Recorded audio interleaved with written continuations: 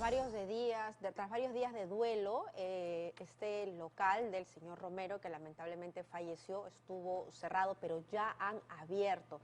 Entonces, las personas ya pueden acudir a este local de San Juan de Miraflores llamado Oxy Romero, porque vemos que hay muchas que están yendo al Callao. Pero, a ver, detengámonos a pensar. Esta cantidad de personas está tratando de llevar oxígeno a los pacientes que están en casa. Entonces, si a usted probablemente siente que tiene síntomas de COVID-19 o le han diagnosticado el COVID-19, estará asustado y dirá, ¿en qué momento voy a necesitar el oxígeno? Vamos a conversar con el doctor Alfredo Pachas, él es director de Neumología Peruana, para que nos cuente cómo es el paso a paso y poder entender estos términos médicos que resultan ajenos a nosotros. Doctor, muy buenos días. Hola, ¿qué tal? Buen día, ¿cómo están? ¿Qué tal, doctor? Nos hablan de saturación y cuando esta saturación baja nos tienen que colocar oxígeno. Cuéntenos el paso a paso, por favor. ¿Cuándo? Si un paciente de COVID-19 necesita el oxígeno. Ok, mira, lo primero es que la recomendación hoy en día es que todos debemos tener un aparatito en casa que se llama oxímetro, también le llaman saturómetro. Es un dedal que se coloca, valga la redundancia, en el dedo, y ese dedal nos permite ver la saturación, la oxigenación. Esta oxigenación normalmente debe ser 98. Es lo normal. Muchos pacientes con COVID no sienten cuando les baja la oxigenación y por eso es tan importante.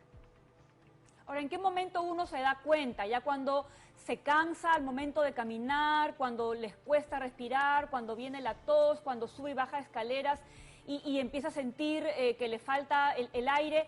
Pero eso significa no el inicio de la enfermedad, sino que ya ha avanzado bastante.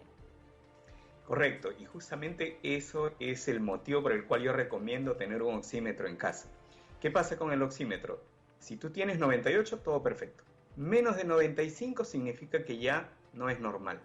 Algo está pasando, te está faltando el aire, el oxígeno por algún motivo.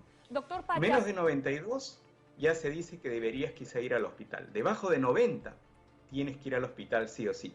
¿Cuál es el problema? Hay pacientes con COVID que tienen 80, 85 y están caminando normal. Ni cuenta se dan a veces que están ya con esta falta de aire tremenda. Y hay estudios, ahora uno incluso aquí de Perú, de la Universidad Cayetano, que muestra que mientras más bajo es el nivel de oxígeno con el que tú llegas a hospitalizarte, más probable es que mueras. Por tanto, mientras más cerquita de 98 o 95, mejor para todos. ¿Qué significa esto? Que hay que encontrarlo de forma temprana. Y la única forma es con este oxímetro. No es posible a través de los síntomas, porque como lo has dicho, hay un grupo de pacientes que no lo sienten. Ahora, doctor, no sé si usted tendrá este dato, pero en promedio, la mayoría de los pacientes que son ya hospitalizados, ¿con cuánto de saturación están entrando? ¿Qué tan bajo es? La mayoría entra por debajo de 85%. ¿Qué es lo que sucede? Hay dos fenómenos ahí. Uno, el paciente no se da cuenta. Y dos, en el hospital antes se creía que si tú estabas con 90, con 95, decían, y te veían bien, decían, anda nomás a tu casa. Todavía estás bien, acá viene gente mucho más grave. Bueno, ahora hemos descubierto que eso era un error, porque mientras más cerca de 90, es más probable que te salves. Cuando llegas en 70, en 80, es mucho más probable que llegues a cuidados intensivos y que esto sea mucho más grave. Y doctor, ¿qué tan rápida es esta degradación en la saturación? Cuando uno ya empieza a bajar, ¿qué tan rápido esto ocurre? Mira, puede ser en muchos días como puede ser en 2 o 3 días. Yo he visto pacientes que hoy me dicen, no, mira, tengo 96, estoy bien. A los 2 días están hospitalizados con 90, con 88. Pero con suerte tienen su aparatito. Tengo los otros que pasan días de días y día tras día va bajando, bajando, bajando hasta que llega un momento, en una semana más o menos, donde sí ya tienen que ir. Más o menos el rango es entre 3 y 7 días en el cual el paciente se deteriora mucho. Doctor, entonces hay que dejar algo en claro. que no esté, que el oxígeno sea bajo no significa que yo esté, o sea, a ver, voy a replantear la pregunta porque quiero que todos entiendan. El hecho de que el oxígeno que ingresa a mi cuerpo sea poco y el oxímetro me refiere a bajos niveles, se refleja cuando yo no puedo respirar o probablemente camino, respiro normal y no me doy cuenta que el oxígeno está ingresando en niveles bajos. Así es, para afianzar esta idea, hay muchos pacientes que pueden estar caminando normal y tener una oxigenación muy baja y estar en gran riesgo. Por eso, la falta de aire es algo de lo cual no nos debemos de fiar. Doctor, ¿y hay algún otro síntoma, algún síntoma o no sé, el cansancio, algo que me avise si es que no tengo un oxímetro en casa? No hay. La fiebre es algo que también me habla de gravedad. 3 días más o menos con fiebre, yo digo, este paciente puede empeorarse. Una radiografía sale positiva, ves manchas, cuando el paciente ya está con enfermedad avanzada. Una tomografía te lo dice mucho más temprano y te alerta, pero también, nuevamente, no todo el mundo tiene acceso a una tomografía. Doctor, sí, me permites, Pamela. Doctor, explíquenos cómo afecta al cuerpo humano el hecho de que tengamos bajos niveles de oxígeno. Bueno, de muchas formas. La primera es que no va a haber oxigenación en todas las partes de tu cuerpo. Por ejemplo, tu corazón puede terminar con una arritmia cardíaca, puede terminar con una taquicardia, una parada cardíaca incluso por no tener oxígeno. Es el primer dañado, por decirlo así. Obviamente que si no llega oxígeno a tu cerebro, también puedes perder la conciencia, puede tener mareos, etc. Cada parte de nuestro cuerpo se va alterando, pero esas son las dos partes principales. Por supuesto, ya cuando es bien bajo, comenzamos a sentir la falta de aire. Ahora, doctor, además del oxímetro, entonces también sería importante que en casa aquellas personas que tienen pacientes de riesgo o con preexistencias tengan también su balón de oxígeno. Eso es algo que deberíamos tener de la mano con un médico. No es algo que todos deberíamos comprar como si compráramos un televisor o un radio. Porque obviamente no va a alcanzar para todos. Eso es lo primero. Y cuando yo sé que tengo COVID, tengo que buscar un médico. Y si algo puedo hacer por mí mismo es comprarme un oxímetro, un saturómetro también le llaman al dedal. Eso sí, hoy en día todos deben de tener un termómetro, un tensiómetro y un oxímetro en su casa. Esa es la forma más fácil que los médicos les podamos ayudar en vía remota.